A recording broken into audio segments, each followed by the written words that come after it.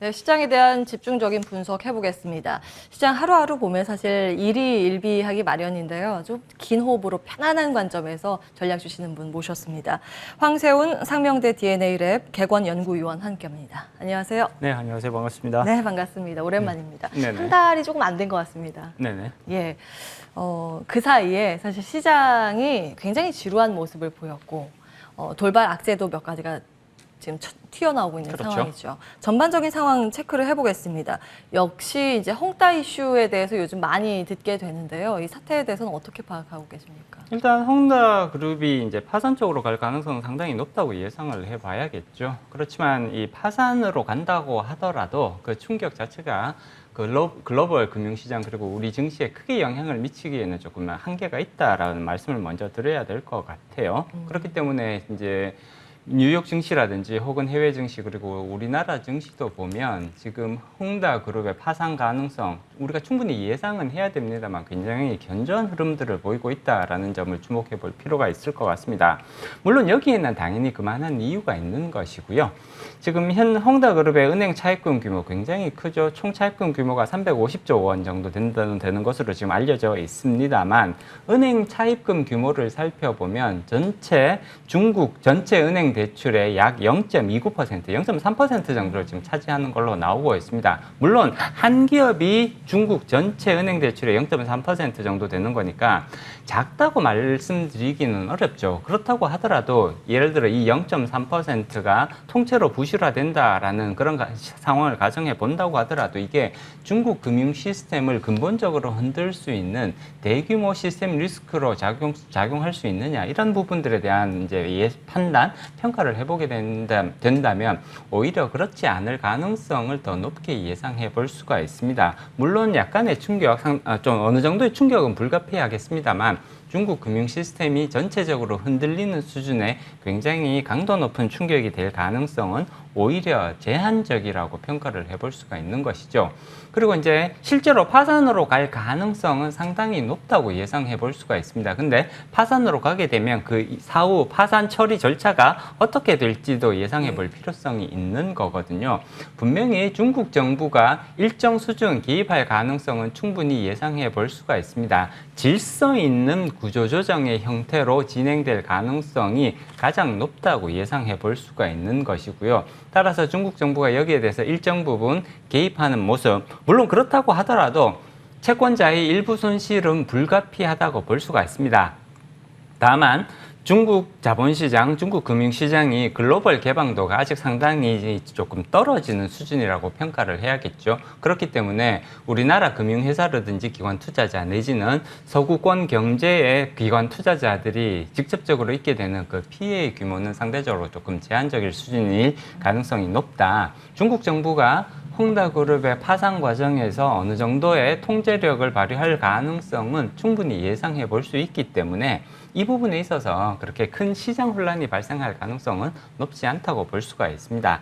다만 이제 홍다그룹이 파산하게 된다라는 것의 의미는 결국은 부동산 관련 업종, 특히나 중국의 지금 아킬레스건이라고 불리고 있는 부동산 관련 업종이 전반적으로 이제 부실화가 이제 표면화되기 시작을 했다. 이로써 부동산 관련 업종들의 그런 이제 부실화로 인해서 중국 경제 둔화하는 모습이 추가적으로 나타날 수가 있다. 오히려 이런 부분들이 향후 증시에 조금 더 부담 요소로 작용할 가능성이 높다고 예상해 볼 수가 있죠. 예.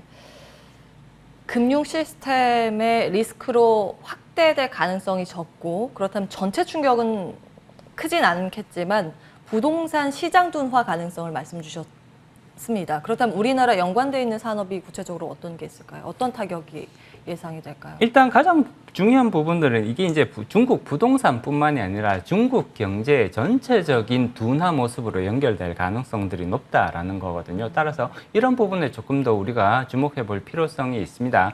부동산 관련 기업들, 우리나라가 이제 중국의 부동산 시장이랑 직접적으로 연관이 있는 산업이 그렇게 많지는 않습니다. 부동산 예를 들자면 철강이라든지 이런 부분들 중국에서 자체적으로 해결하고 있는 부분들이 오히려 더 크기 때문에 직접적인 연관성보다는 이게 결국은 부동산이 예를 들어서 이렇게 조금 부실화되는 모습이 심화되면 중국 전체 경기가 둔화되는 모습으로 연결될 가능성이 높거든요. 그렇게 된다면 중국의 소비 위축, 중국과 관련된 그런 이제 중국 내수주와 관련된 부분들, 그다음에 중국에 우리가 여전히 많은 부분들을 중간재료 수출을 하고 있는데 이런 부분들까지 결국은 부정적인 영향이 나타날 가능성이 충분히 있는 거고요. 중국 내수와 관련된 업종들, 그다음에 중국에 우리가 수출, 중간재료 수출하는 부분 상대적으로 조금 충격이 덜하겠습니다만 가장 크게는 중국 내수와 관련된 부분들 큰 영향을 받을 가능성은 여전히 열어놔야 된다라고 말씀드릴 수가 있죠. 예, 이 사태가 어떤 경로를 통해서 전개가 되는지는 체크를 해봐야겠네요. 파산할 것인가 말 것인가 한다면 그 차분한 경로는 안전한 파산의 경로를 통해서 할 것인가 이런 여부도 중요하겠습니다. 자, 우리 시장에도 영향을 미치는 조금 미국 쪽의 FOMC나 통화 정책에 관련된 부분인데요. 9월 FOMC 쪽에서는 테이퍼링은 예상보다 늦추고 금리 인상 예상보다 당기는 이런 기조의 발언이 나왔습니다. 점도표나 종합적으로 보면요. 어떤 평가 가지고 계십니까? 네, 일단 어느 정도 시장에서 예상된 부분 수준과 부합하는 그런 이제 통화 정책의 변경이 발표가 되었다 이렇게 말씀드릴 수가 있죠. 일단 테이퍼링의 시작 시점은 연내 테이퍼링이 시작될 가능성은 충분하다라고 봐야 될 것 같습니다. 다만 테이퍼링이 완료되는 시점이 예상보다는 조금 빠른 시점이라고 평가를 해야 되겠는데요. 예를 들어 11월 정도에 지금 테이퍼링 스케줄이 발표될 가능성이 충분하다고 예상을 해볼 수가 있죠. 그리고 보통 이전의 경험들을 살펴보면 테이퍼링이 시작된 이후에 한 1년 정도 그 테이퍼링이 계속 이렇게 완만한 형태로 진행되는 모습이었다면 이번에는 내년 중반 정도에 테이퍼링을 최종적으로 완료하겠다, 마무리하겠다 이런 식으로 이제 발표가 나오고 있거든요. 그렇게 된다면 결국은 6개월에서 7개월 정도 비교적 짧은 기간에 신속하게 테이퍼링을 완료하겠다라는 그런 모습, 그러니까 통화 정책을 정상화시키는 데 있어서 조금 신속하게 가져가겠다, 속도감 있게 진행하겠다라는 그런 이제 뜻으로 내지는 그런 계획으로 해석을 해야 될 것 같고요. 따라서 이런 부분들은 내년 연말 정도면 기준금리의 인상 가능성은 사실상 대단히 높다고 예상해 볼 수가 있습니다. 연준이 시장이 예상했던 경로보다는 조금 더 빠른 템포로 기준금리를 인상을 하고 통화정책을 정상화시키는 이런 모습들로 연결될 가능성들이 높다라는 점. 물론 여기에 영향을 미치는 요소는 결국은 인플레이션과 그 다음에 경기 회복의 모습 이런 것들이 결국은 연준이 조금 더 속도감 있게 가져가도 괜찮겠다라는 그런 자신감 내지는 인플레이션은 조금 더 적극적으로 우리가 대응하는 모습을 보여야겠다. 이런 이제 부분들에 대한 이제 정책적 변화가 반영된 것이라고 볼 수가 있습니다. 인플레이션은 여전히 연준이 예상해 왔던 것보다는 다소간 높은 수준, 반면 실업률은 연준이 예상했던 것보다는 조금 더 안 좋은 모습들을 계속해서 보여주고 있습니다. 물론 이 중에서 실업률 무시는 못하겠습니다만 일정 수준 떨어져 왔고요. 인플레이션에 대한 대응을 조금 더 강하게 가져가겠다는 의도가 반영되어 있다 이렇게 해석이 가능합니다. 예.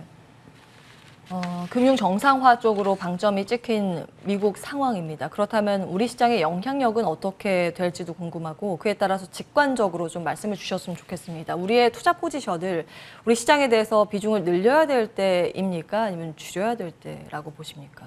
현재 지금 안전자산에 대한 비중 확대가 오히려 조금 필요한 시점이 아니겠느냐 개인적으로는 그렇게 평가를 합니다. 예. 지금 보면 분명한 주가 모멘텀을 확인하기가 어렵다는 점을 투자자들께서 조금 유의하셨으면 좋겠습니다. 지금 그 경기 회복에 대한 기대감은 이미 주가에 상당 부분 반영이 되어 있단 말이에요. 그렇기 때문에 순조롭게 경기가 회복되는 모습을 보인다고 하더라도 이로 인한 추가적인 주가 상승의 여력은 높지 않다고 평가해 볼 수가 있습니다.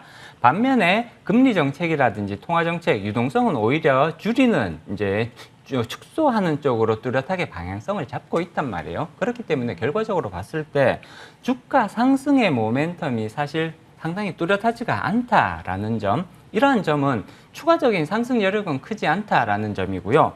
반면에 2020년 5월 이후로 뚜렷한 악재가 없는 그런 굉장히 평범한 장세 흐름이 계속해서 이어지고 있습니다.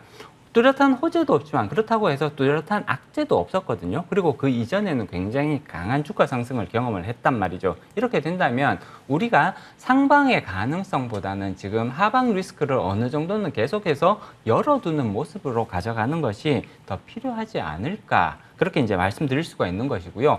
중국 헝다그룹이 보여주는 그런 부실화의 모습들이 결국은 그동안 축적돼 왔던 부채, 높은 수준의 부채가 무너지면서 나타날 수 있는 이런 부정적인 모습이 지금 현실화되고 있다. 이런 점들을 감안을 했을 때는 상승의 가능성보다는 오히려 추가적인 하락 리스크, 하방 리스크를 조금 더 염두에 두는 모습이 필요하다. 이렇게 말씀드릴 수가 있습니다. 그렇기 때문에 공격적인 투자 전략보다는 오히려 방어적인 투자 전략을 어느 정도는 마련해 두시는 모습들이 필요하다.